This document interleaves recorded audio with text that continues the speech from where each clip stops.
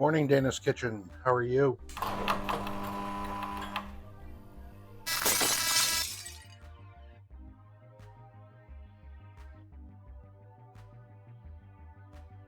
Good morning, everyone. My name is Chef Tig. Also call me Noah.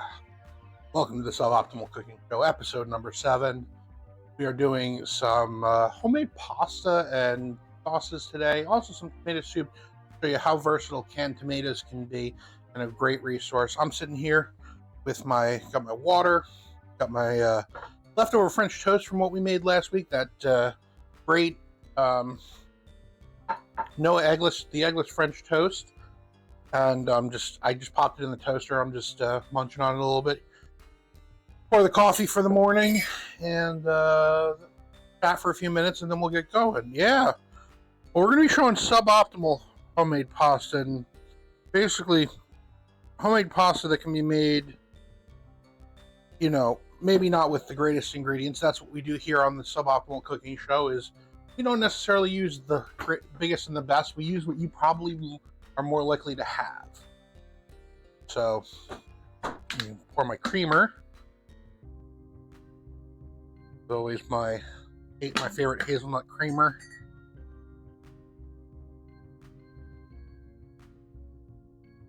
How's everybody out there doing today? Dana, welcome in this kitchen. I assume you're a cooking streamer, Dana? Well, yes and no. That's the great thing about it, Kitty. Yes, this will be expensive pasta, i.e. with eggs. But you'll be amazed how much pasta you can get without.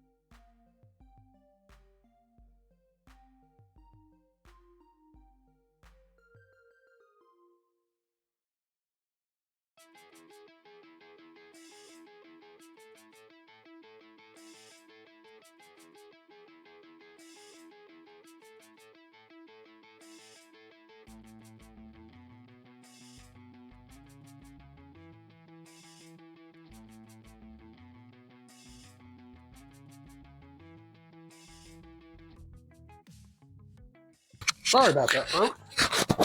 Let me know if it happens again. I may be having problems with the mic receiver.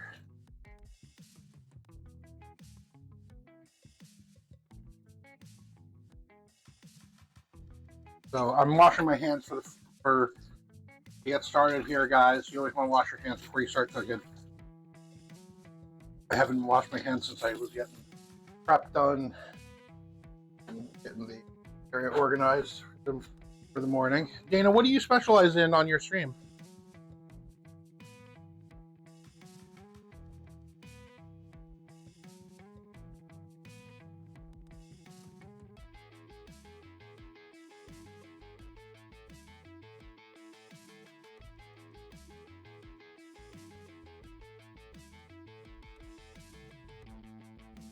This, we may need to switch mics on the fly. Hoping I haven't.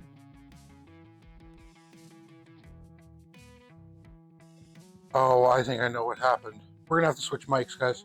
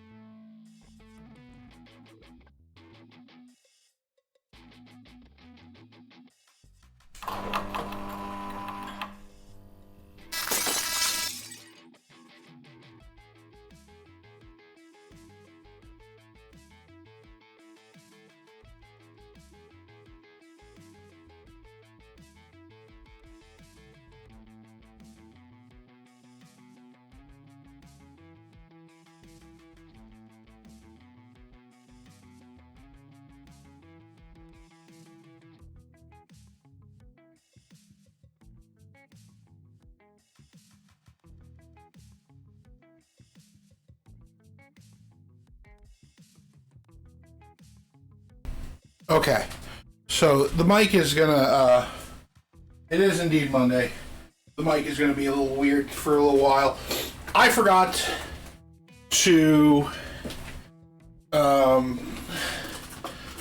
change my mic, charge the mic receiver. I thought it was getting power from the computer itself. The receiver does need to be charged. That's on me.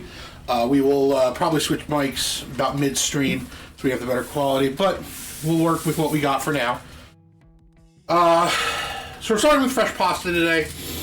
Fresh pasta, you can do fresh pasta with just eggs, oil, water. It never comes out as well, or sorry, oil, water, and flour is what I meant to say. Oil, water, flour. It never comes out quite as good as when you put eggs in it. But the general rule of, of fresh pasta is 1 egg per person. Good morning, Dale. So I do apologize for that scuff there, guys. I hope the mics should be good, pretty good. You may be, if the levels need to be adjusted, please let me know.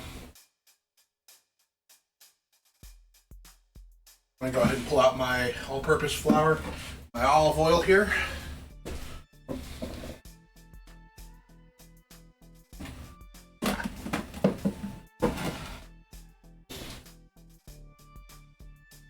Okay, good. I'm glad. As long as the cats don't start acting up, you'll only be hearing me.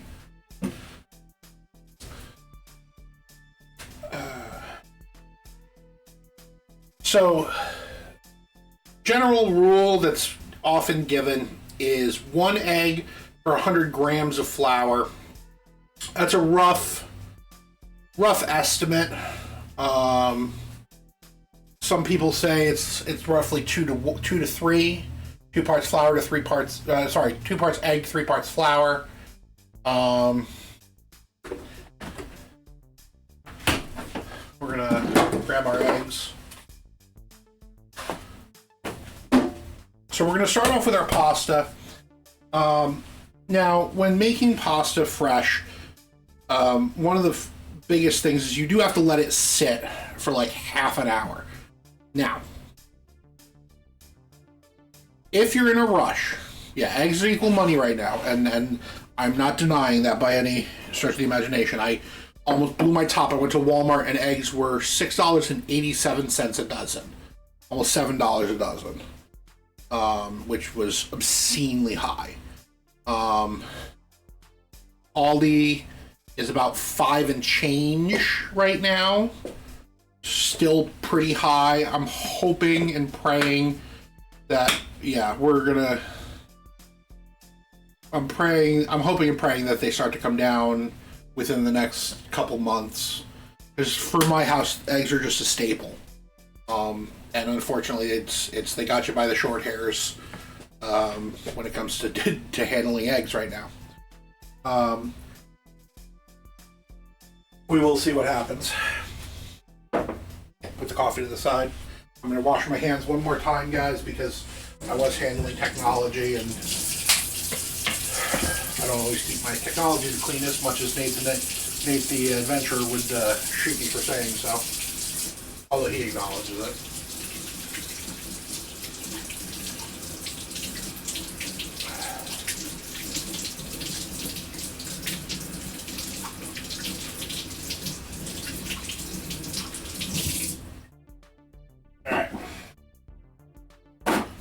So,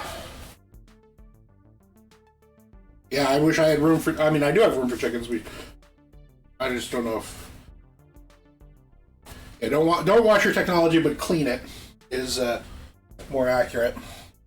So for our recipe here, guys, we're going to be going 2 cups of all-purpose flour. A lot of recipes call for semolina flour, 00 flour. Don't carry that in your house, that's fine. You can still do it with regular flour. Okay, so we are going to come here and I'm gonna take a whisk. I want this flour kind of loose. So I'm gonna take my whisk and I'm gonna loosen my flour in my flour container here.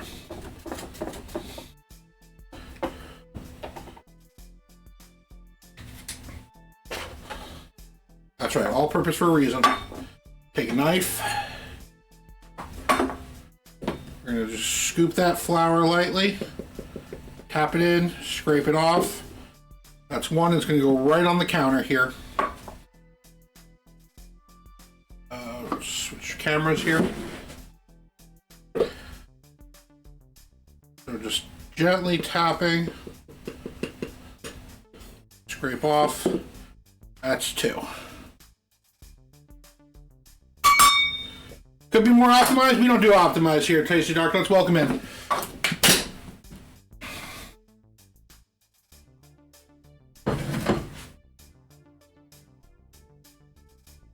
So we're going to take the back of our measuring cup.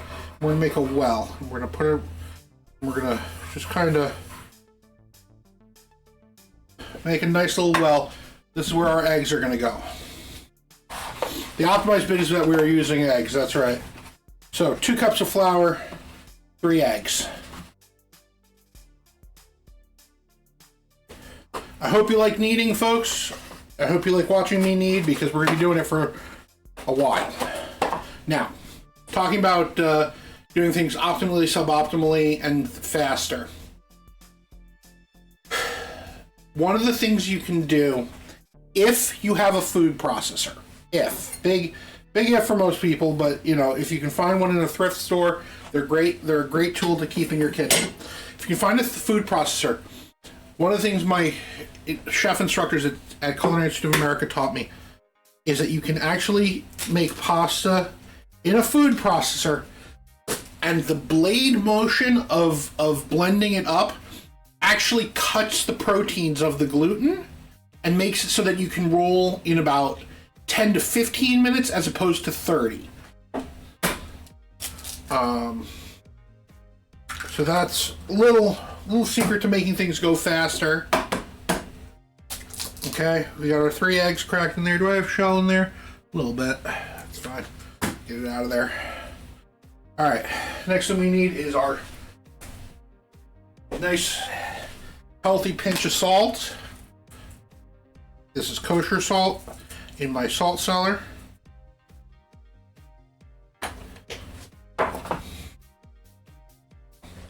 And these are large eggs, guys. If you have smaller eggs, you will want to use a little bit more per. And we're going to grab a fork. This is the very traditional way of preparing pasta, guys. We're going to take about a tablespoon of olive oil into our pasta. You can use a neutral oil if you have it. Extra virgin olive oil is great if you have it. Just about a tablespoon there. I was pouring kind of slowly. We're going to take our fork, stab each of the egg yolks. 1, 2, 3. And then we're going to mix. And we want to whisk up our egg yolks inside this little bowl that we've created. Once those are mixed up, we want to start pulling a little bit of flour in at a time and starting to incorporate that flour. Pull it off the top, pull it off the sides here. And as we do this, we're going to get kind of a shaggy mess. We want to keep our well going. Because you break the well, you got a bigger mess on your hands. But as this thickens up, you'll see. No need to rush, slow and steady. That's right.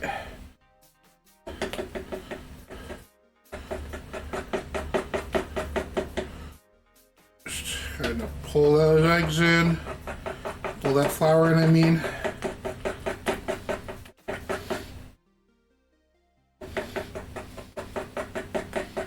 You can see it getting thicker as we go.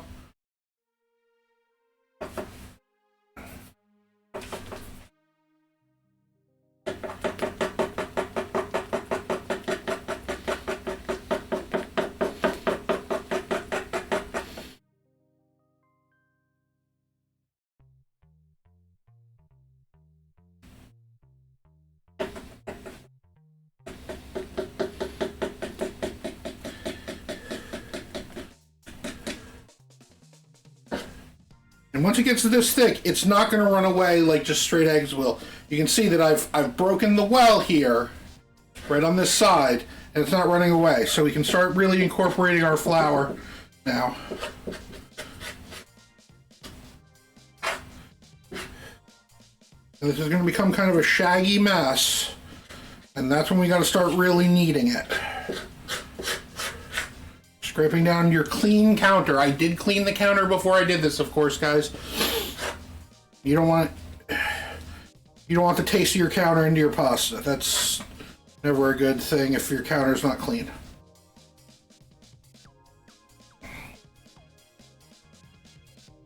Okay, we're getting there. I'm gonna start kneading this with my hands in a second here.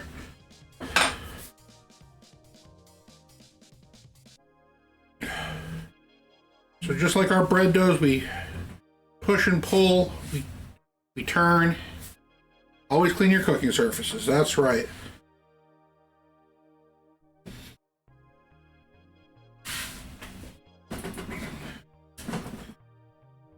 All right, now we're getting into a workable dough here. Clean your hands off as you go. Just right into the pasta, you don't need to wash.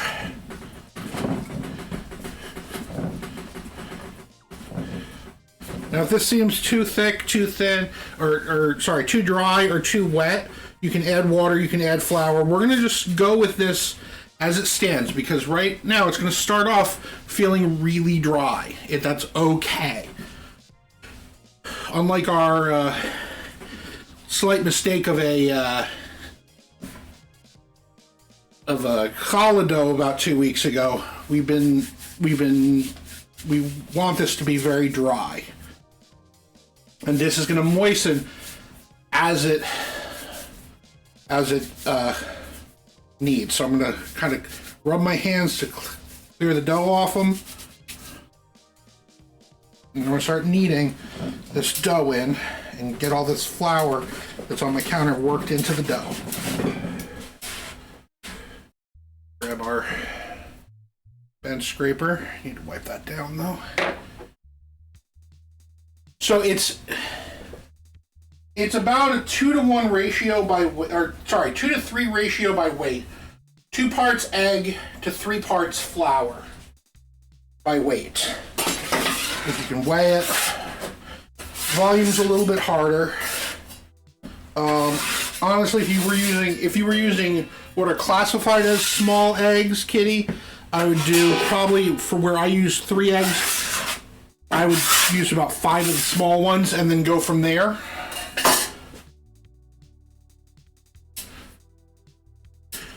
All right, this pasta dough is shaping up.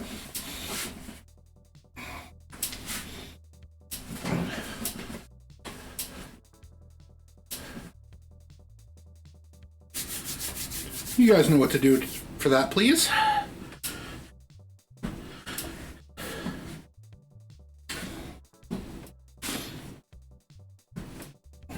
Thank you.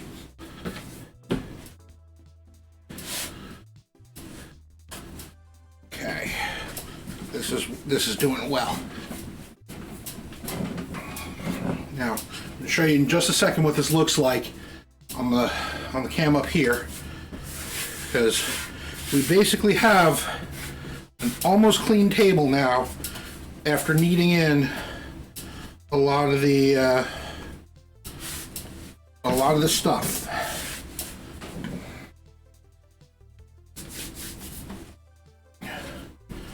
So, this is where we're at right now. Still kind of floury, kind of a shaggy, like if you pull on it a little bit, it's gonna, it kind of comes apart like that. Not what we're looking for. So, 8 to 10 minutes from this point, just straight kneading. We're gonna go. I'm turning this with my left hand, pushing with my right.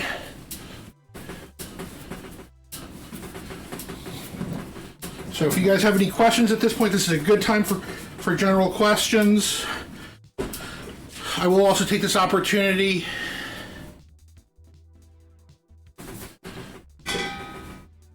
You would not want to use necessarily this dough for pot pies still.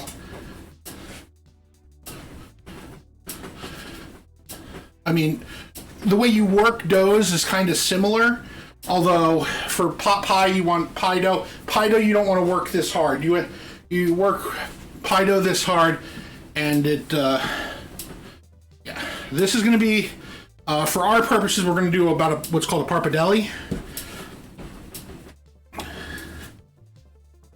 because I don't have a pasta roller, so we're going to be rolling this out by hand, guys.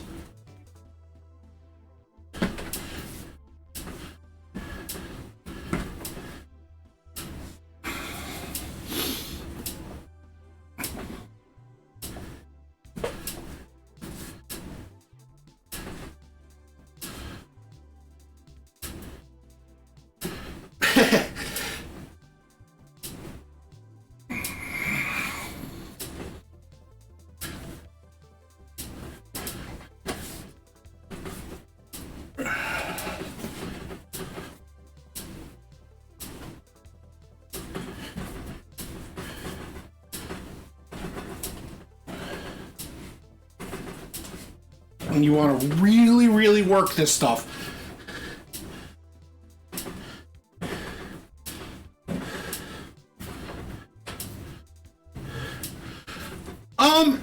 That's a good question. What made me want to get into culinary? I went through a lot of just stress in middle school and high school. And my dad liked to cook, and he taught me to cook. I'm going to take a quick hydration break here. Give me 1 second, I'll let that rest for a second. Excuse me. And so he taught me how to start cooking, and I would come home from middle school, high school really, and I would cook myself an after-school snack and or dinner. I would cook dinner for me and my mom, and I really enjoyed it. For my 16th birthday, my parents took me. My parents would always take me for a nice meal for my birthday period. That was just kind of how we celebrated birthdays, was going for nice meals. My parents were about, 90s middle class, so we could afford a good meal now and then. We weren't rich, but weren't quite poverty line at that point. Boy, how times have changed.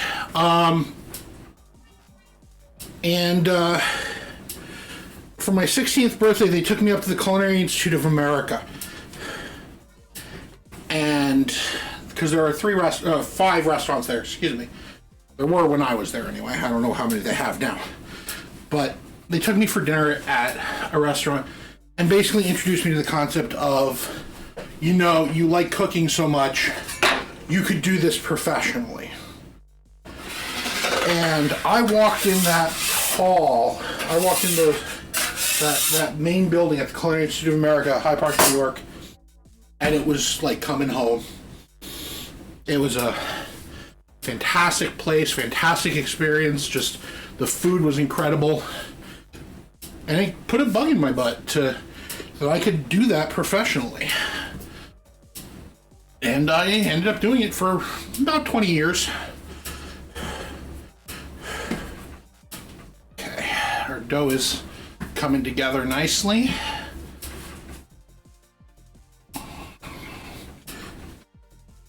Got a lot of gluten in it. This is not a gluten-free dish, unfortunately. Gluten-free pasta. This is gluten town for sure. Okay. So I want you to see the difference that we've got here and how much smoother that is looking, like a nice smooth Play-Doh. That is a longer story, honestly, Amora. Hey, Panda, welcome. Go ahead and lurk.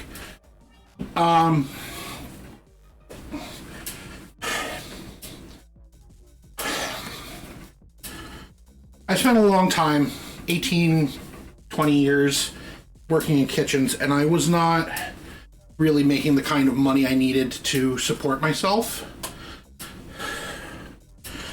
And it was just, it hurt.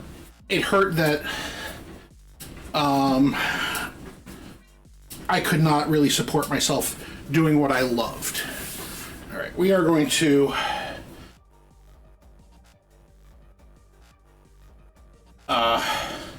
we're gonna let this rest a little bit and then check on it in a little bit, because that feels pretty good. It's been about 5 minutes of kneading, and I go pretty hard on my kneading, so smooth, very not pliable, but good firm texture.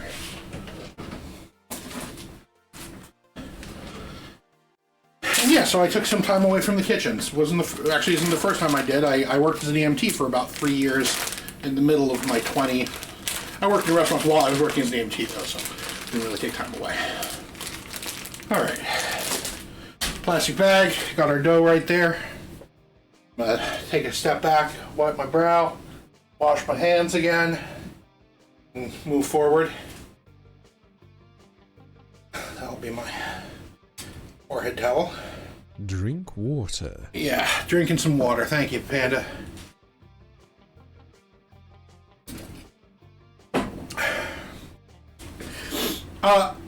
I would compare it to a stiff Play-Doh. If you all know what Play-Doh feels like, how it's got that kind of smooth texture. It's really, really like that, but it's really firm, kind of like the palm of your hand. If you feel the palm of your hand, you feel how firm that feels, especially if you're touching your middle finger, or your first finger rather. It's kind of like that.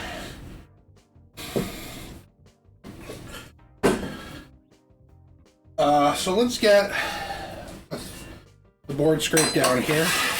Get a few things scraped out and ready.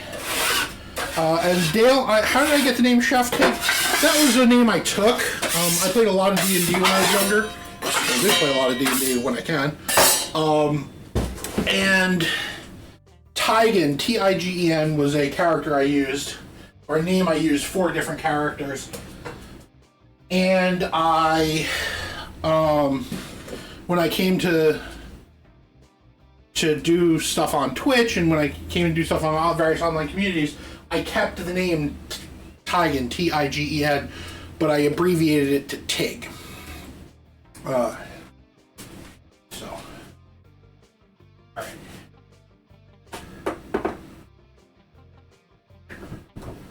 A bunch of cans here.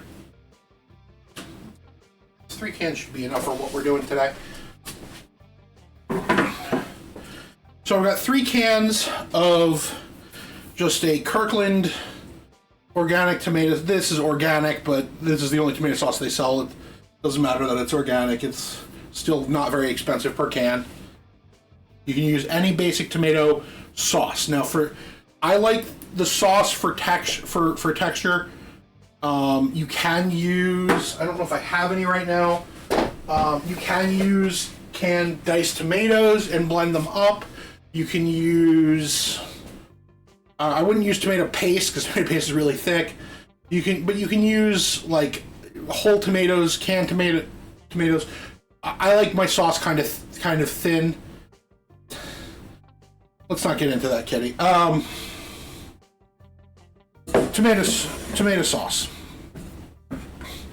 So these cans just pop open, and I'm just gonna pop these, put them right into my pot. Tomato sauce, marinara sauce for basic pasta sauce is not overly complicated, guys.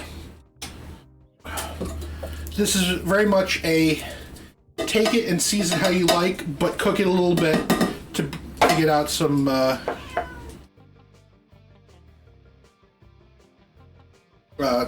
some rawness in the tomatoes. So let's gather some spices here. Go over to our spice cabinet.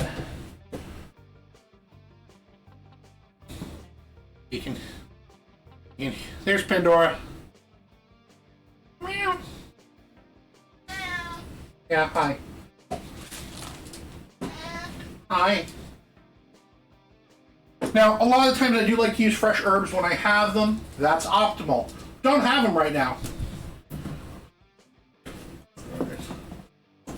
Garlic. Pepper. Muttering myself a little bit as I'm grabbing different spices and herbs here. Yeah, she says, hi, human.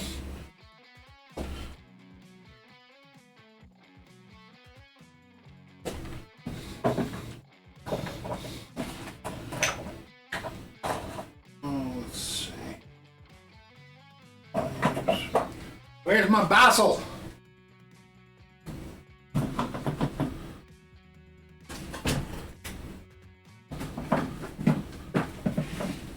Now, I like a nice, you'll see I'm pulling out a lot of herbs and spices. I like a nice herby sauce, personally. If you don't like herbaceousness, if you don't like herby sauces, don't put it in. It's really that simple, guys. If you don't like the taste of something, don't put it in. I had a chef who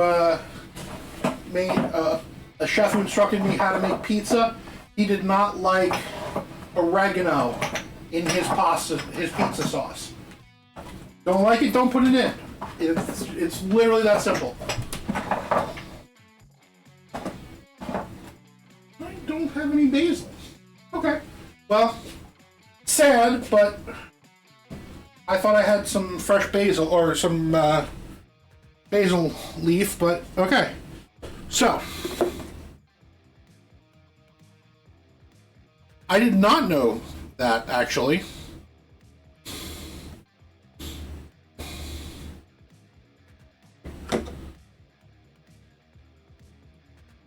And that's great, you know, if you like the oregano, that's great. I like a kind of moderate amount of oregano. It used to be one of my favorite spices. I've kind of calmed down on it. So, oregano in the mint family. Basil's also in the mint family. I need to wipe my forehead again. It is warm in here today. I'm going to kick on the air conditioning. Sorry, my love.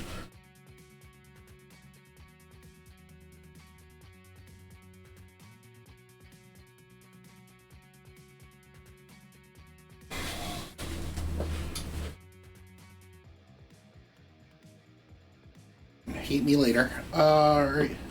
And then we have, so we got oregano in here. I'm going to put some parsley in.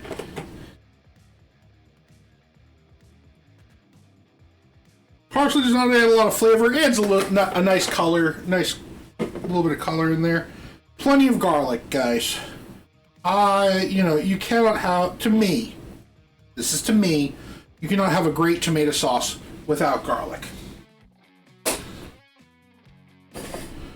We're going to put some black pepper in. No, I'm good. No, I've only been standing for half an hour. I'm good. Bunch of black pepper. A little bit of red pepper flakes. Because I like mine with a little bit of spice. Marjoram, which is in the mint family, kind of a cousin to oregano. Similar.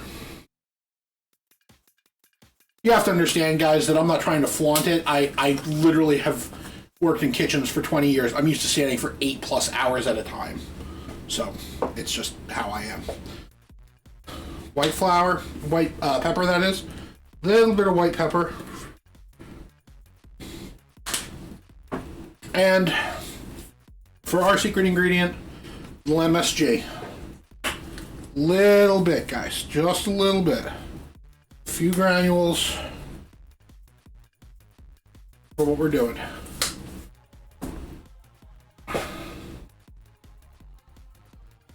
Now, we're going to be cooking this. We don't want it to burn. There's also a little tomato sauce left in the cans. We're going to take these cans over to the sink. Hit the cans with a little bit of water, just a tiny bit. Maybe a quarter of a cup or less.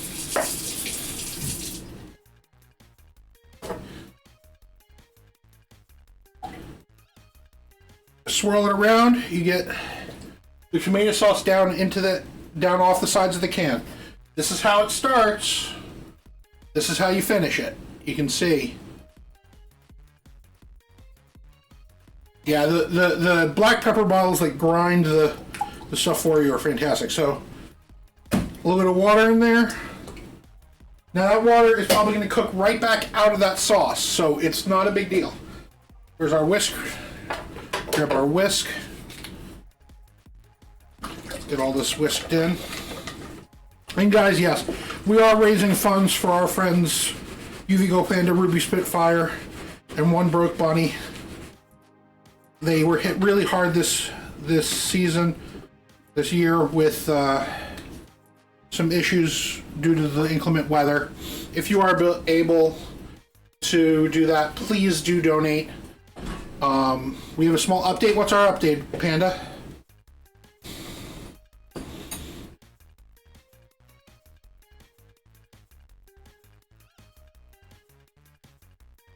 While Panda's shooting the update, I'm going to add salt to start, and we're going to add probably more salt as we go, but I want that to cook in first. Come over to the stove.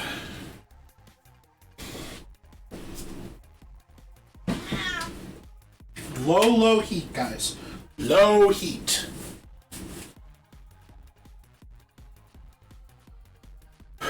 Take our whisk and give this a little stir. Now, these are canned tomatoes. Yes, always easier to add salt than it is to take it away. Always easier to add a lot of things than it is to take it away. So add your stuff in small amounts. I'm going to give this a taste as it's raw here. There's my taste. Nice and herby.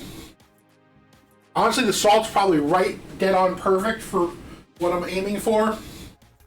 But it's a little acidic. Now, that's just the natural acid of the tomatoes. 35% of the goal in 4 days, guys. That's awesome. Look, we have a ways to go, and I want to see us hit the goal. But that is absolutely awesome. If we hit 50%, they can make a payment. And I just dropped my spoon. Well, I use disposable spoons, folks, because I can throw them right out. They hit the floor. That, and I don't have to clean them. Okay. I'm going to put a little sugar into this sauce. Now, guys, that 35% means that we are getting awfully close to my losing my hair. I do have my hair, my beard, and my eyebrows on the line as incentives. So if you want to see a beardless, eyebrowless chef, hairless, eyebrowless, beardless chef, you know, you may want to donate to that. I'm going to take about half a teaspoon of sugar and put it into my sauce. This is not sweetening the sauce. This is not, I want to pour sugar into this. Just a little bit of sugar is going to help with that acidic flavor. I mean, yeah, no hair in the kitchen is useful, don't get me wrong. But my significant other happens to like my hair.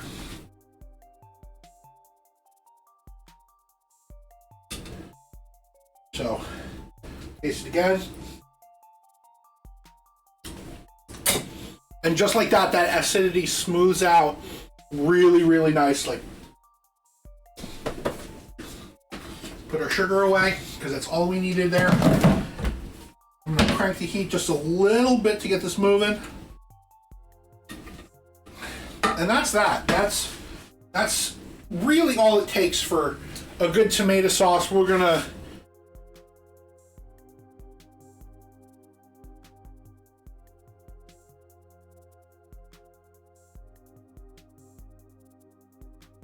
Yeah, I saw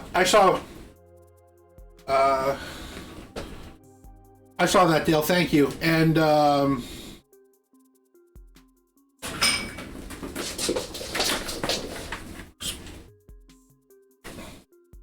may have just seen Spelunky go zooming by. She was being chased by Pandora. Alright. And that's going to be our basic tomato sauce, guys. It's a nice, quick one. And these are going to be some quicker recipes today, I think.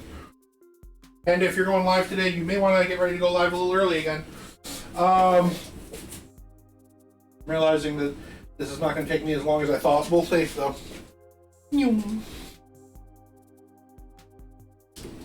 The pasta is resting still. It's going nice and smooth. Next step is we're going to do our tomato soup. So I'm going to do a small pot for my tomato soup. Just a nice little pot. You're good. You're good. Take your time, though. I mean, I will. If I have to make more things, I will make more things. It's not a big deal. Now, I love a good tomato soup. This is one of my great loves in life, is a good tomato soup. And we're going to do this a couple different ways. First thing we're going to do is our tomatoes. And I realized there's something I forgot to add to my pasta sauce, and that's olive oil. I like olive oil in my pasta sauce. A little bit. So I got my extra virgin olive oil right here. Pour a little bit of that in the sauce.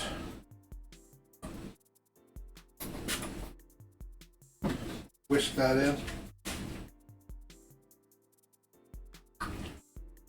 Gives a really nice deep flavor, a little bit of smoothness. Wondered why it tasted like something was missing. Okay. Back on the counter.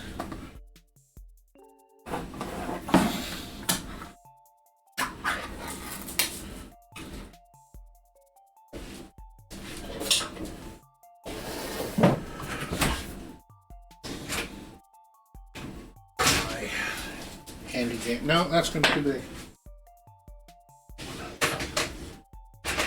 There it is. Pour the tomatoes, or tomato, into here. So we're going to do a nice rich tomato soup.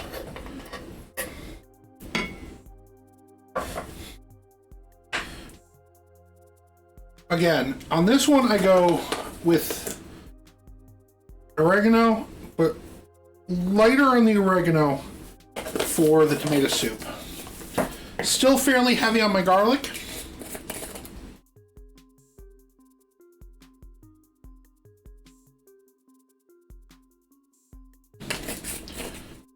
Do I have any? I need to restock on some of my spices here, guys. I'm missing my onion. I'm missing a lot of my good stuff here. We're gonna go in with a little bit of chive for onion flavor. I got some dried chives here from Penzies. Nice dried chives. It'll lend us a little bit of onioniness.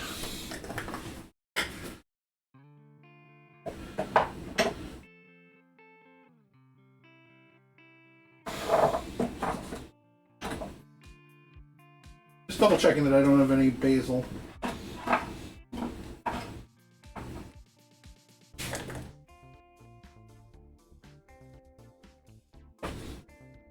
I found something that I want to add to the tomato sauce. I've got Szechuan peppercorns. Where's my camera? Right over here. Szechuan peppercorns. These are going to give it a kind of a funky, nice heat. This is just something I like to add. Again, not necessary, but tasty.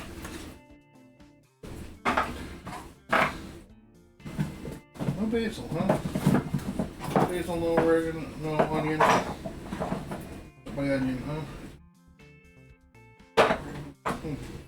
Basil.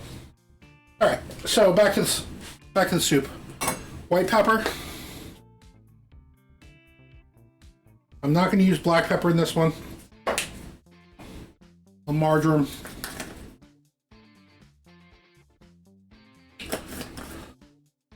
Little old MSG Chronic. Good to see you. Morning. Little MSG. I'm gonna leave that for now. And we're going to get some stock. Now, optimally, we would have veggie stock for this. I don't have veggie stock. I only have chicken right now. So, you can either use just straight water in this, which is going to give you a more intense tomato flavor. If you use vegetable stock, it's going to give you a more rounded vegetable flavor. Or, sorry. If you use water, it's going to give you a more intense tomato flavor. If you use veggie stock, it'll give you a more rounded vegetable flavor overall. Chicken stock, it's still going to give you a nice gentle flavor, but a little bit more hearty. I am going to pour about 3/4 of a can. We'll pour a whole can. We'll pour a whole can of of chicken stock in there. Put the rest of it back in our fridge. Find room for it.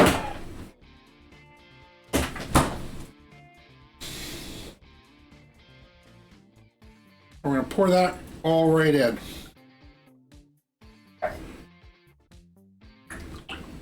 Move this around a little bit. Now, this is a soup that, if you want, can be dairy-fied. Order of Penzies, how long? I don't wait for the product at all, Dean. We have a local Penzies store here that I go to Penzies for.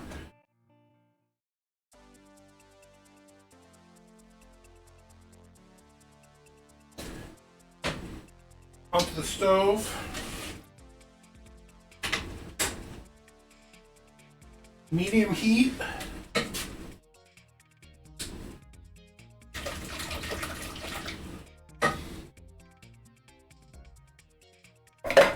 Get that warming up.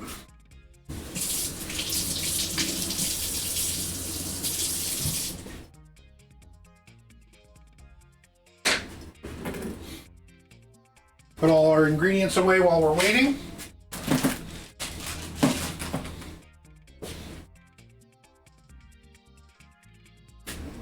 Grab another whisk here, second whisk. Whisk our tomato soup together.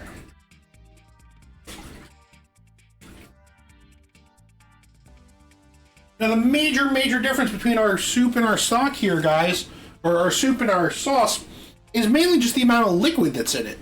You're dealing with the same basic ingredients here, but it's all about the thickness.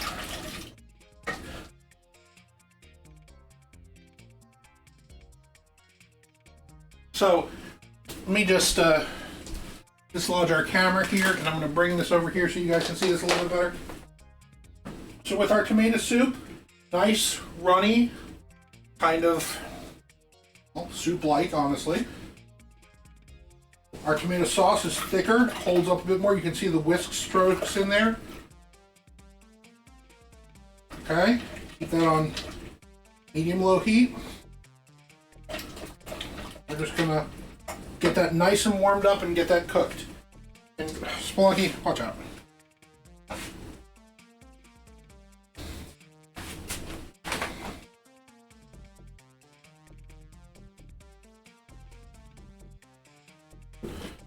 Finish putting our...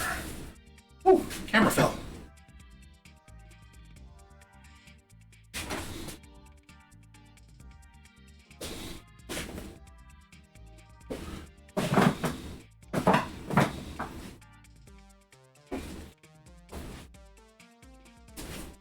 Please fix your camera.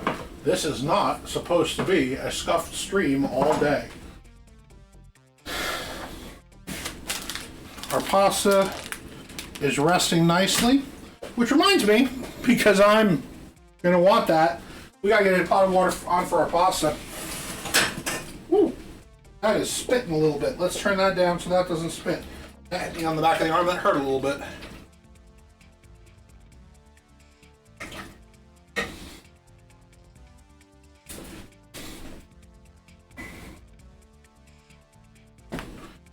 Yeah, Penzies is awesome. Penzies is really, really awesome.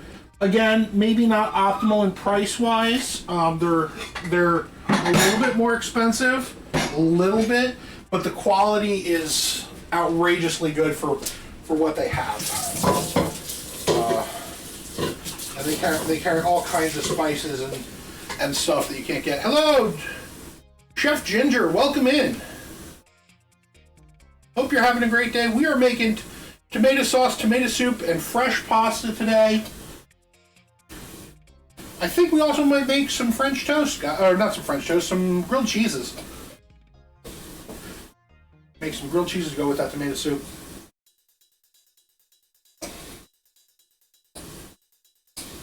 And yes, guys, please do join the Discord over at that link. We will be posting recipes up there and doing stuff on there for everybody. We're going to be doing some interviews with some food pantries coming up soon and posting about other potential stuff. Also, once I get it up and running, we're going to be doing some shopping trips over on TikTok, I think. Alright, I need... Let's just calm down. I'm going to take my whisk out of there. Get a lid on this thing so it doesn't spit all over my stove. If I have a lid that fits, there it is. Put a lid on that. Turn that down low. Turn this one. Actually, be smart. Be smart, chef. That just needs to sit calmly. So we're going to put that on low. We're going to put this on high. Get our pasta water going.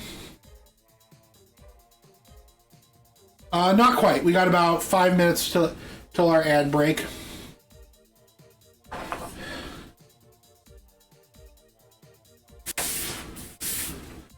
And yeah, Ginger, absolutely can't go wrong with some pasta. We're doing our suboptimal pasta today.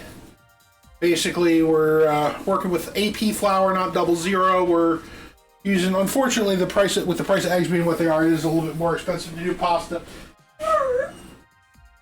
What was that? You want to come say hi? Come here. Come here. Come here. Can you come here? Sit. Can you sit?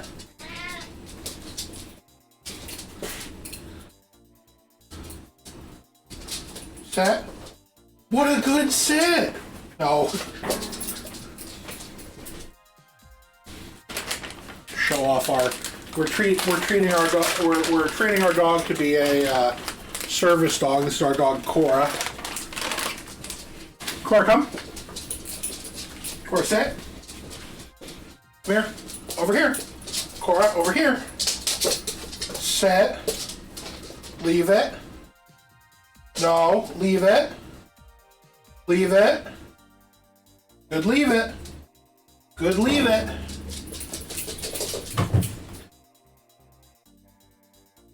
Ritual Shikar, thank you. I'm doing well. How are you? I'm going to wash my hands after handling dog treats. Turn the page, you wash your hands. Turn the page, you wash your hands. You touch the dog food, you wash your hands. Cora, go upstairs. Go see Mama. Cora, go see Mama.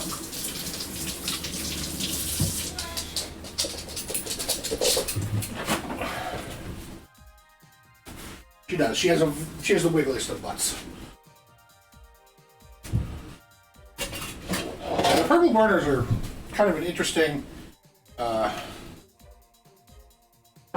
do you call it? Feature of recording something that's a different color. All right. Pasta water needs salt. Lots of it. Morton kosher salt. Salt, salt, salt your pasta water. Nice and heavy. Get plenty of salt in your pasta water. Alright guys, I'm going to go ahead and send us to break. 3 to 5 minutes. Go get something to drink, go stretch. Grab a drink of water, grab some coffee. We'll be back. And when we do, we're going to roll out our pasta and explain some more stuff This is the Suboptimal Cooking Show, episode 7. We'll see you in a minute.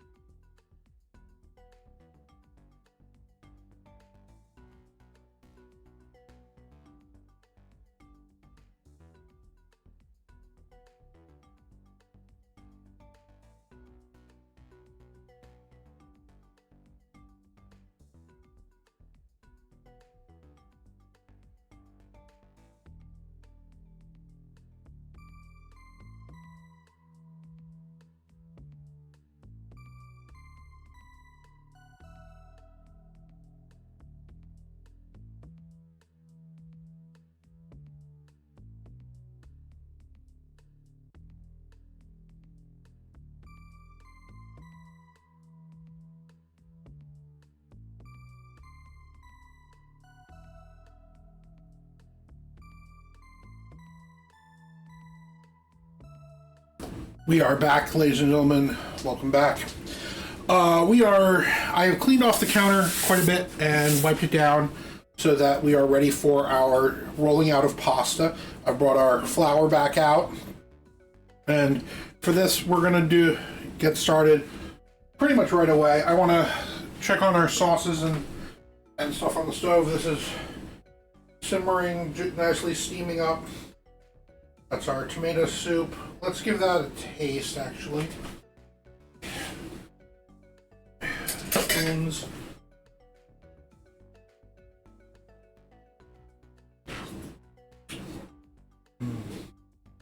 That needs a little sugar. pretty good otherwise. Nice and savory. Get a little bit of sugar in there. Same as we did for the tomato soup. It's a little acidic right now.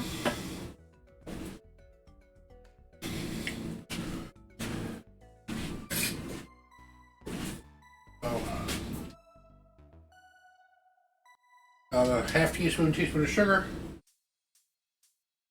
Spread out inside there. Now the sauce was a little bit more, it was about the same volume. Just that sugar in. Spilled a little bit, you can hear it sizzle down the side. It's alright. Check the soup. Much better. Now, as I was saying earlier, guys, we can put dairy into the soup. I like a pure tomato soup without dairy. So, our dairy's gonna come in, and actually I am gonna go ahead and show you guys how to do my style of grilled cheese. Take a little bit of flour here. Dust our work surface with it, and we don't want to be very heavy with this at all. Just nice light dusting. I'm going to take our pasta out. The pasta feels really good, really soft, pliable.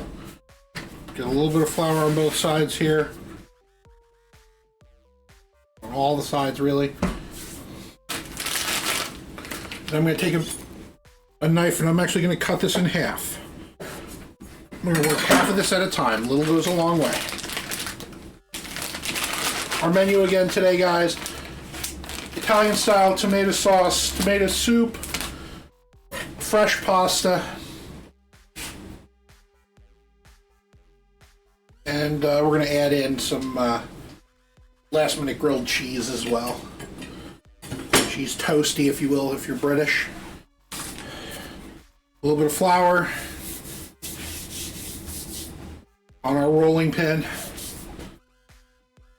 And this, we just want to roll it kind of as thin as we can. Lots of pressure as we get this rolled out.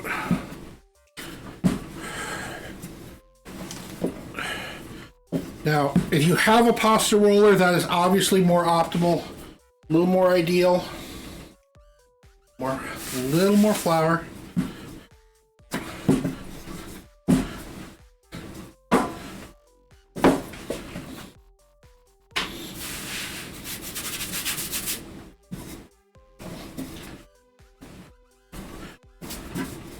It takes a lot of force, guys, to get this as thin as we want it.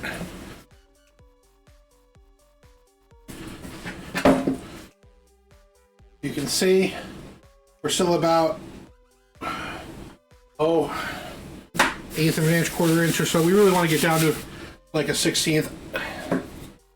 Marble is great if you can get a marble rolling pin. Marble is good for pastries more than it is for like pasta. I mean, it's heavier, it's harder. I'm used to using wood ones for most of my work, pretty much throughout my career.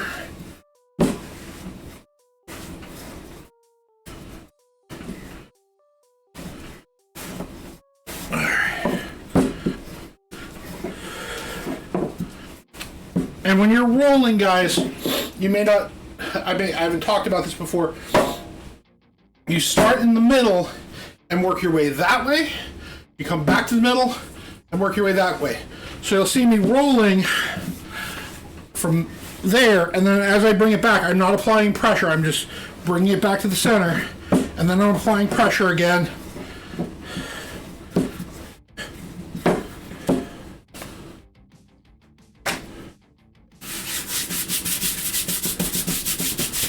We're getting there. Kind of going longer than I am wide.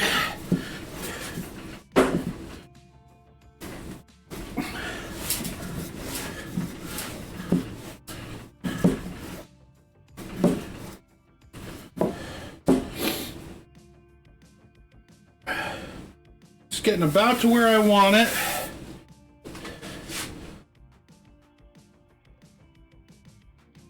Back on the stove, our water is boiling. Our soup is boiling as well. Turn the soup down to nice medium low. Let that kind of chill. That we want boiling like heck. Plenty of salt in there. The salt's going to give us get a flavor of the pasta. It's going to salt the pasta as we're working through it.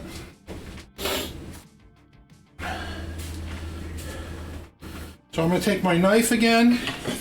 Here, I'm going to trim the ends. And then I'm going to fold this up. This is about where I want it, guys. It's about 1/16 of an inch right now. And I'm going to fold this over.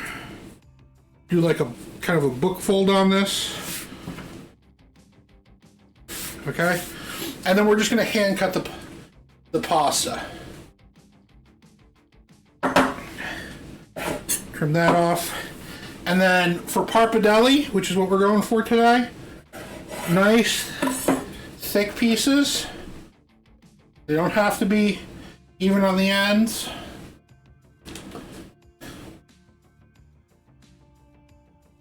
Give them a little stretch. But we want them about 1/2 inch to 1 inch wide.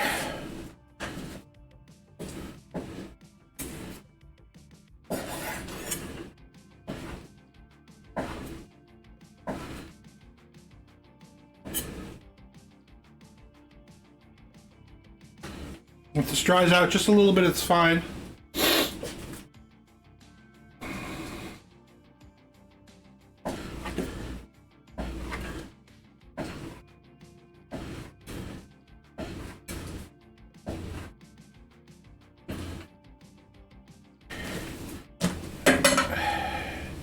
And we've got just about 1 serving here, guys, of the pappardelle. Again, we did about 1 egg, 1.5 eggs per person. Nice serving of pasta right there. I'll eat this whole thing though. I mean, that's me. We're gonna just kind of put that right there. It's okay. As it stands, I'm gonna take the rest of this dough. I'm gonna cut this into strips as well. Nothing we want none, waste none.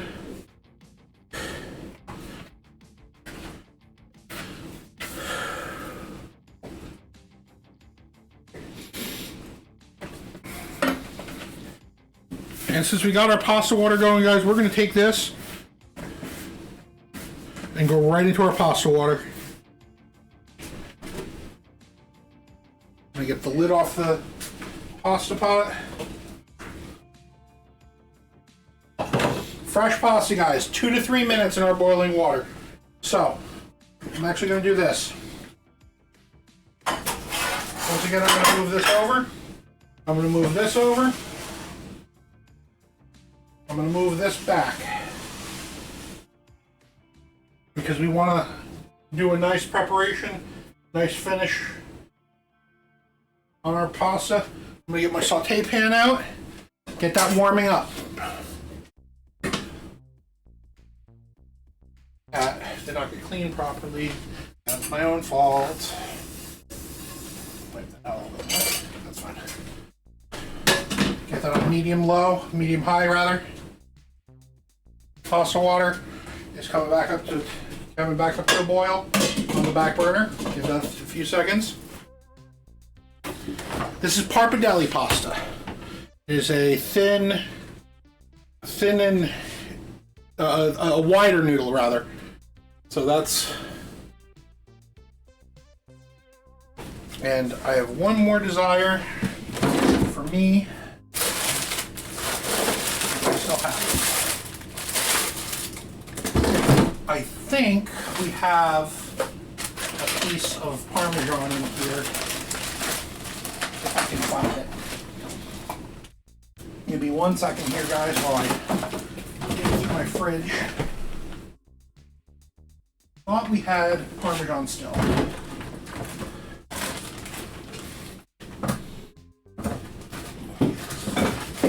realized. Aha! Nope, that's not it.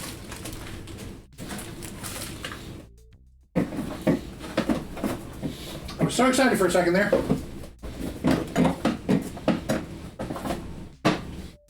I may have used it all.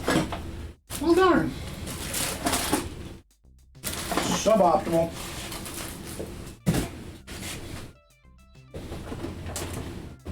Check the door right quick.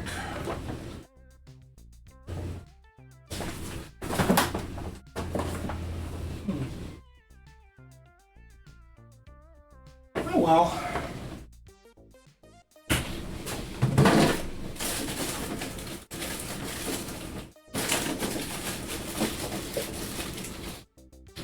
Oh dear.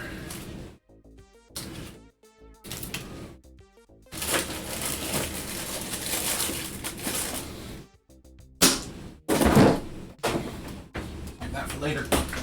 Alright. Well, we got our pasta heat, our thing heating up, our pasta water's hot. Gonna go in with our pasta. Get our pasta into our pasta water here.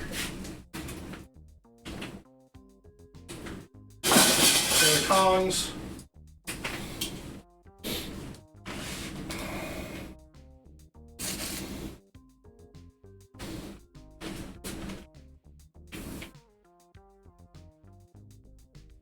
Joy, if you're not on your way down here for food, you may want to start heading this way. So again, this only takes like 2 to 3 minutes to get this pasta nice and cooked, guys. So in the meantime, I'm gonna uncover my pasta sauce.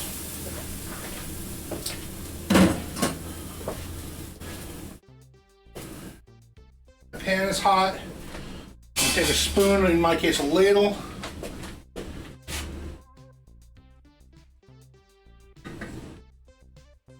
I'm gonna take a nice ladle of sauce and it's gonna kind of, woo!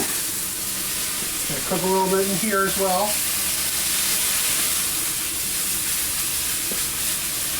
Get that searing. Grab our tongs.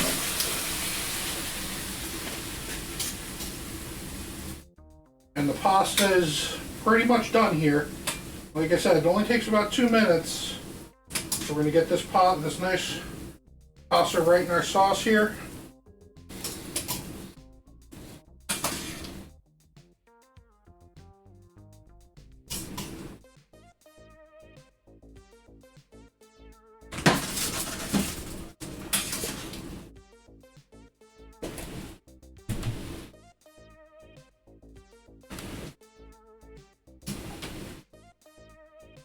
You don't want to do it just till the pasta floats. I do it a little bit longer than the pasta floating, but yeah.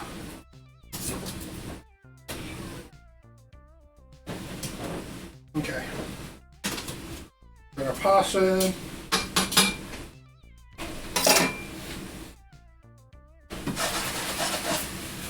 Toss it with our sauce. Sauce is a little thick. Add a little bit more. We're going to add some pasta water. That pasta water is going to combine with that sauce. It's going to thicken it in a nice creamy way.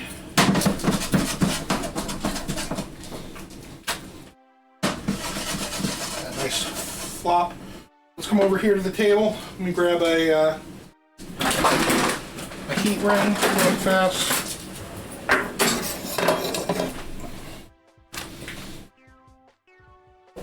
Get a good look at this, guys.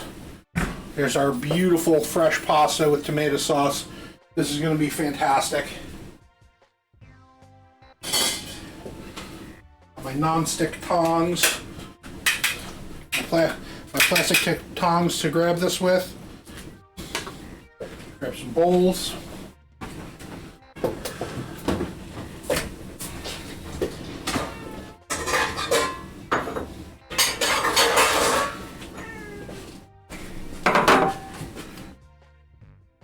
Now normally I would top this with like Parmesan cheese, but I don't have any, guys. Suboptimal happens when you operate in your kitchen. Do we not? I can't find it. You want to take a look?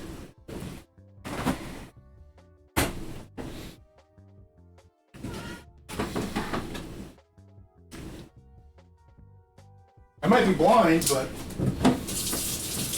I thought we had that chunk left still, but I can't find it. You mean this chunk right here? Yeah, that chunk right there. Heck yeah.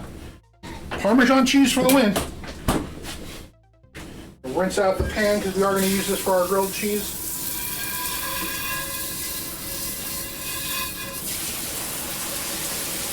Give the old rinse and wipe. Doesn't have to be fully clean for grilled cheese. It's fine. Get that back on the heat. We're back on the stove. Oh, that's pasta. That's not this. I was like, why is the cheese soft? Because you grabbed the... Love you. And our microplane on here. Little bit of nice fresh Parmesan.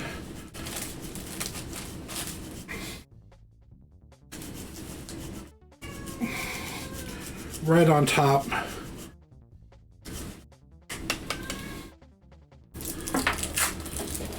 We have 3 beggars right now, so I'm stealing. Believe me, I'm talking. That's in my plans to talk to Ace about. But here we go. We got 3 beggars and our beautiful fresh pasta. My love, here you go. 1 second. Giving the beggars the cheese. Give the beggars their cheese. Nom, nom, nom, nom. All right. Salute, everyone. Woo. Hot. I'm starving. Ha. Mmm.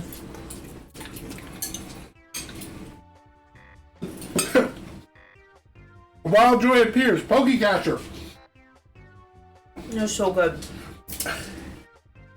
It's got a nice, like, bouncy texture in your mouth, like, if that makes sense. Hey, Kohana! Kohana, you're right in time for tasting our fresh pasta and tomato sauce. It's really good.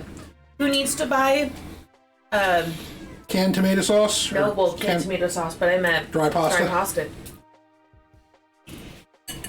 Mmm. Nah. Best cue ball. Is that an automatic catch?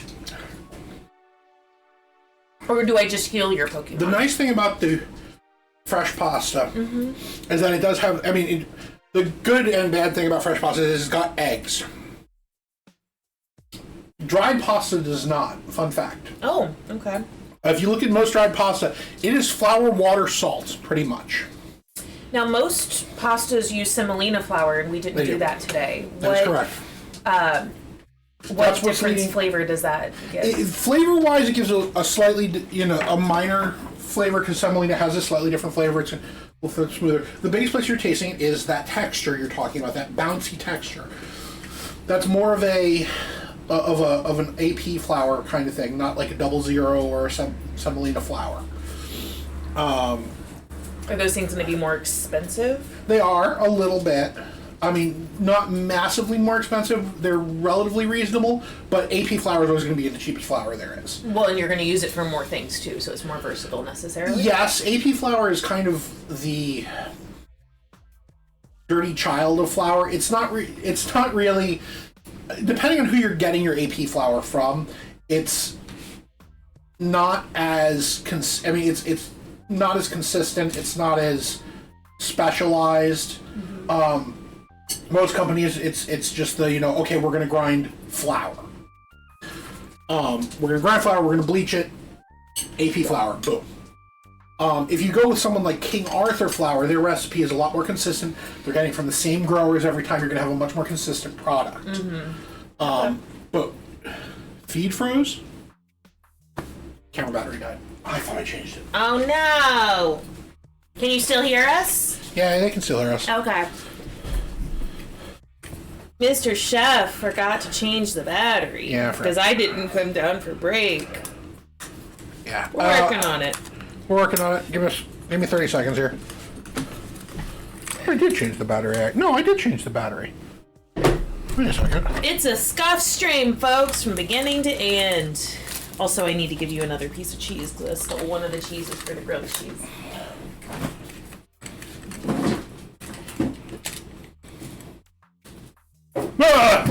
Ah!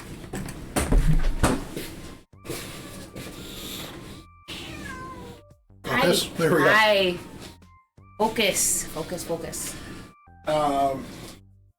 And kind of pivoting here a little bit because we pulled out our Parmesan cheese rind just to bring it up to the camera here. You can see, focus, that it's kind of getting near to the rind, which is the darker part here. Are there uses that, or do you just throw that away, or what do you do with that? With the rind, you grind it down as far as you can. You cut it into chunks, and then you microwave it for about 30 seconds. It makes Parmesan puffs. Oh, can you use it for anything else, like flavoring anything, or? A lot of uses for Parmesan cheese rinds, guys. You can Jump scare. Yeah, I jump scared them with the camera. Oh. Okay. Parmesan cheese rinds can be used in, you can put it in Alfredo sauce. You can do all kinds of stuff with it. Feed it to your dog. Feed it to your dog. Man. Splunky on the chair, yeah. Yeah, Splunky. Hi. Can you see Splunky back there? Yeah. That's the 5-year-old Siberian forest cat that came with me from Georgia. Before we move on to grilled cheese, guys, are there any questions about the pasta? Hey, Sleepy Panda. Will you aim the camera? Hey, Sleepy Panda, can you aim the camera a little bit that way? Like this. There we go. Get you in. Get you in. A little bit more centered and not looking She's at the very stage. photogenic. She's very... My best friend from middle school came up and stayed the weekend with us, and Junior Chef literally patted her down before she left to go back home, which is about a 4 or 5 hour drive, to make sure she didn't take Spelunky back home to St. Louis, because my best friend had joked that she was going to take Spelunky home with her. So... Sleepy Panda. So many familiar faces, yeah. Kohana, you don't remember Sleepy Panda? Sleepy Panda was from the old days. They're both from the old days. Both from the old days. Join us while we eat our breakfast.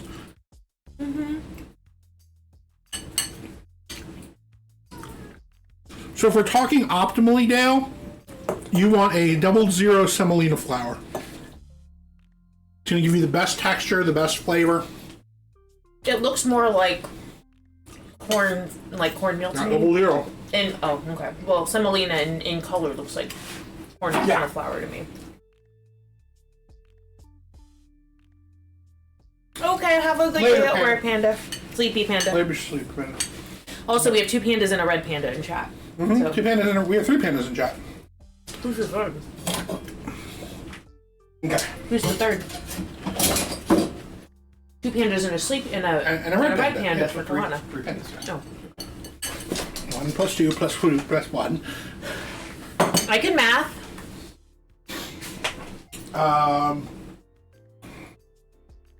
See? Oh, I'm gonna get my stove on, my pan back on a low heat.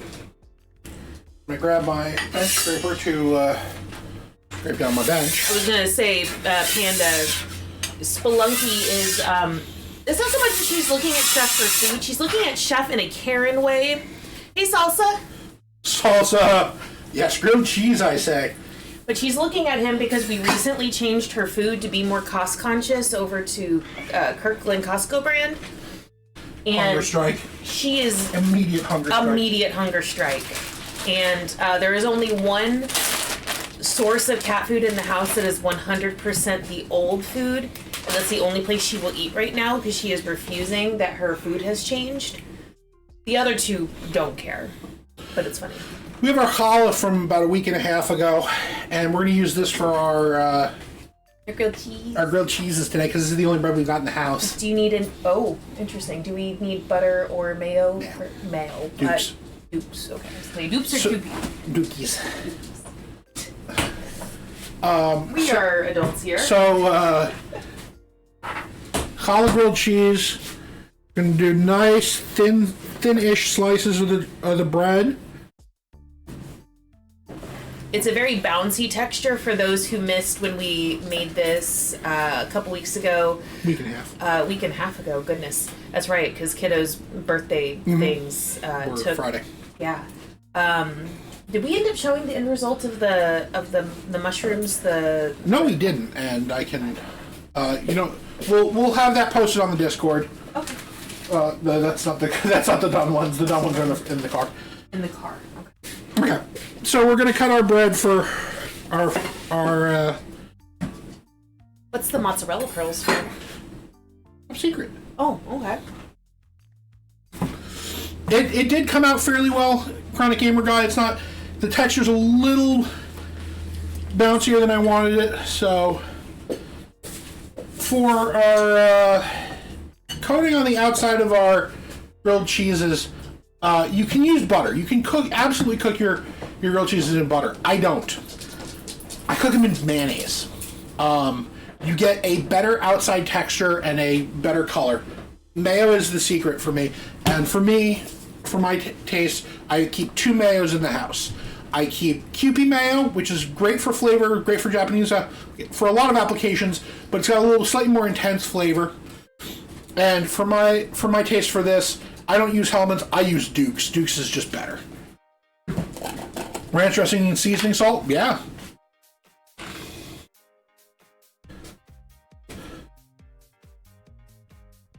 Duke's and Kewpie are the only mayos that don't have lemon juice. Interesting. Yeah, Hellmann's is good for, a lot of things. I think Duke's is a little bit better. If you've never tried Duke's, Kohana, I highly recommend it. I'm gonna put these face down like this. Cheese is gonna go on this side of the bread. So we're gonna mayo this side of the bread. The opposite side of the bread, if you will.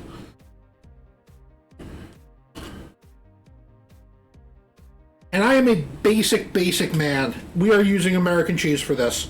For my tastes, I know Duke's is awesome. It should be.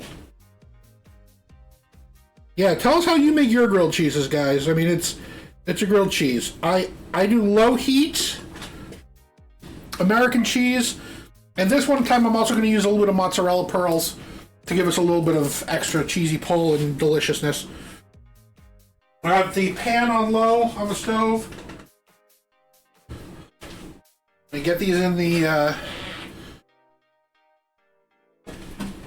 we get this all in the pan. Low, medium heat. Turn off our soup.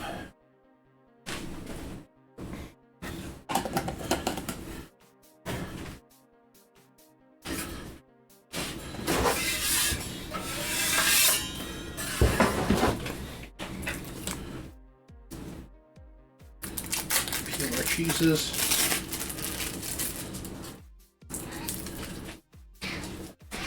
No, you already had yours. You already had yours. Go away. You too. You already had yours too. Go away. You can tell how much Pandora loves American cheese because she's trying to trip me as I'm doing this.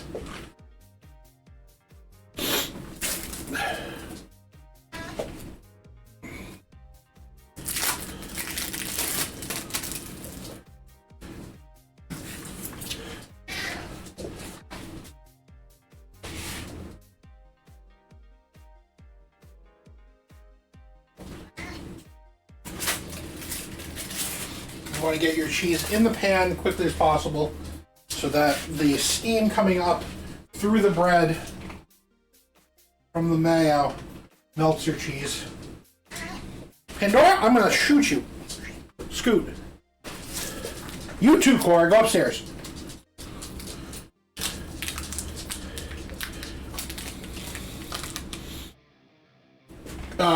Quote space ad.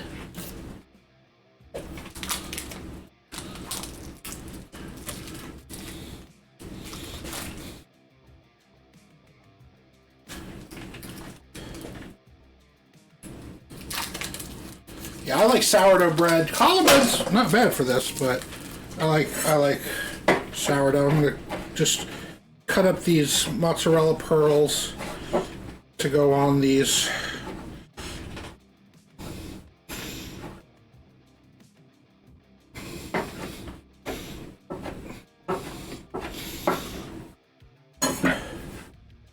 A little bit on each sandwich.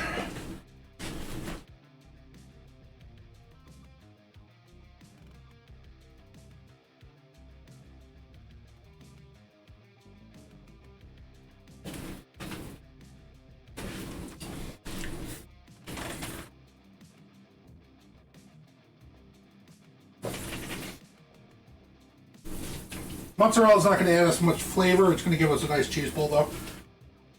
And then our lid for this pan.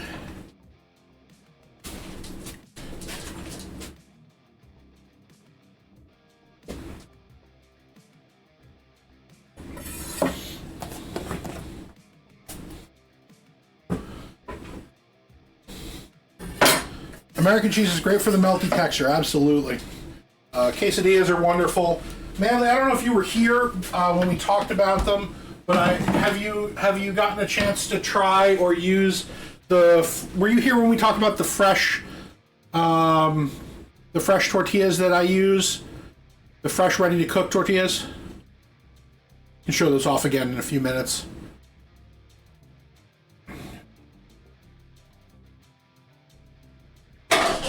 Yeah, we're going to do a quick taste test on our soup again, guys. It's been cooking and sitting and simmering.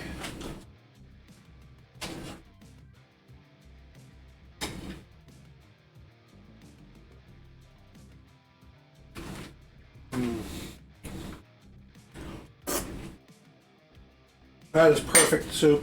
That is delicious, delicious soup.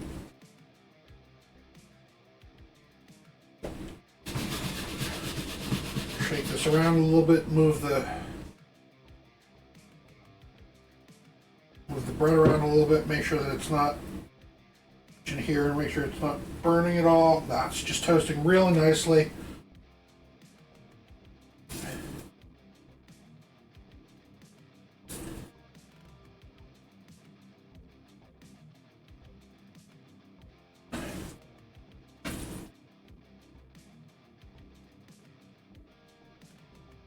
Good soup. Yeah, it's all good. Yeah, for those of you who missed it on like day one of the stream, we did show off these. I got them at Costco for about $8 a bag of 44. They're uncooked, ready to go flour tortillas. You just heat them, cook them off a little bit, and they are fantastic, fantastic products. I'm going to pull a few of these out of here and we'll show these off real quick because, you know, a good quesadilla.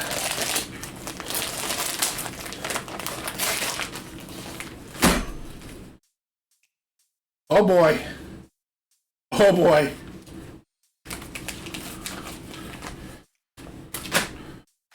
So these are fresh tortillas, fresh flour tortillas.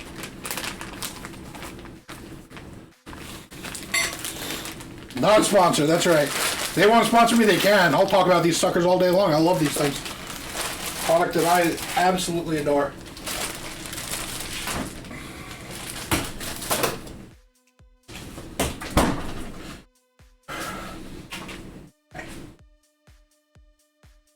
Cheese is mostly melted.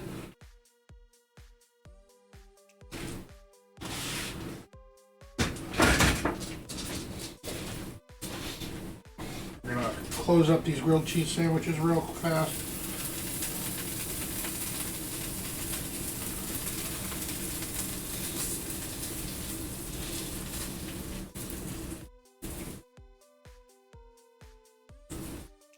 Oh, look at that.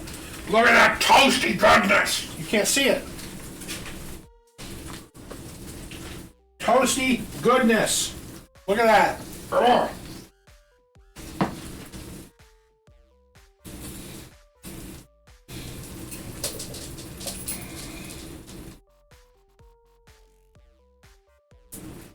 Get these out on our counter.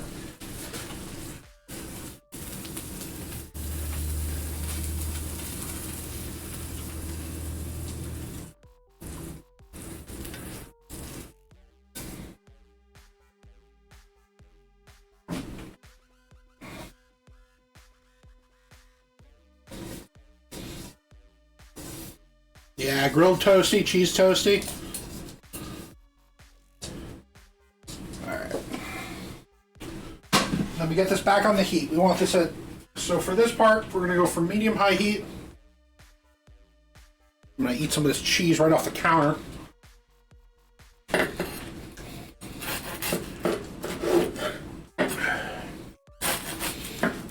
Nice angle cuts for cheese. Oh yeah. We get a nice look inside there. Look at that.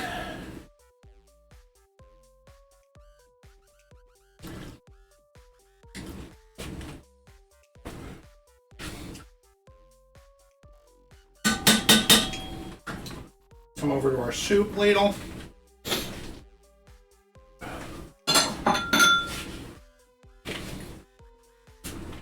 And if you want, you can go, Panda. If you want to go live, you probably should do so in the next 2 to 3 minutes. We're probably wrapping up here in the next 10.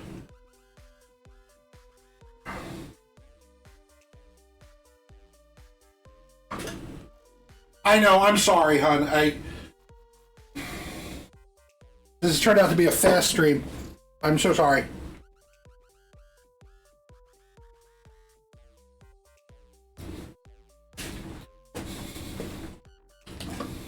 So, this has been a faster day, guys. We've been kind of doing some fast products here. I'll come back here. We got our tomato soup. We got our cheese toasties, our grilled cheeses. Nice grilled goodness. I'm going to just dip that right in the cheese soup. Grilled cheese and the tomato soup. Oh, that's so good. Bring this over here. I'm going to sit down, talk to you guys for a second, grab my water. I want to thank you all for being a part of this. This has been already 7 episodes of suboptimal goodness.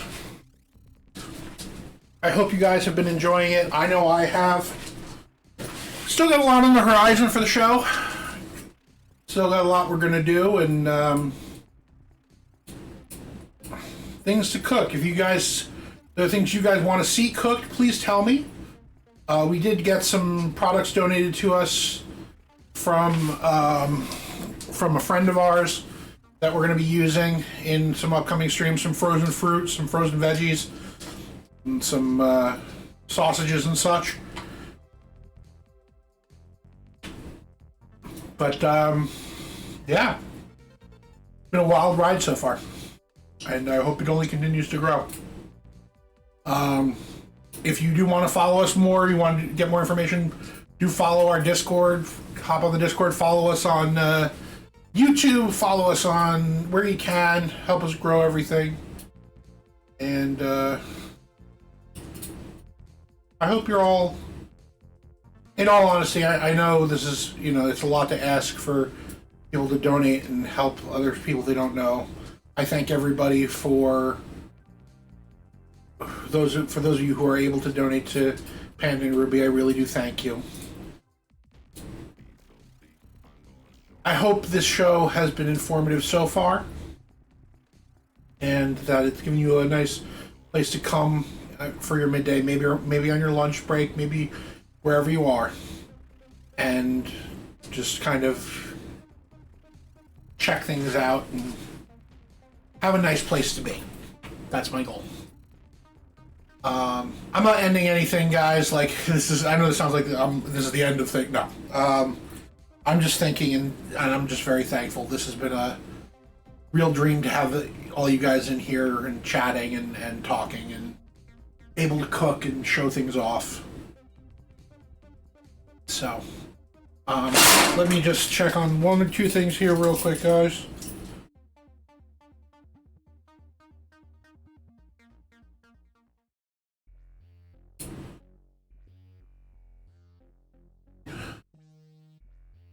So, Panda, are you ready to go, or are we gonna go, or do we want to like just pull people in later?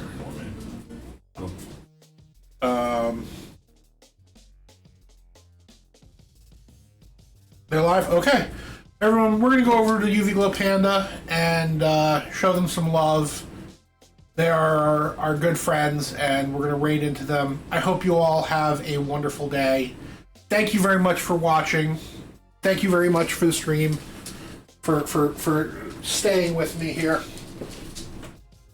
And don't forget that even in a suboptimal world, you can have exceptional food. Have a good day, guys.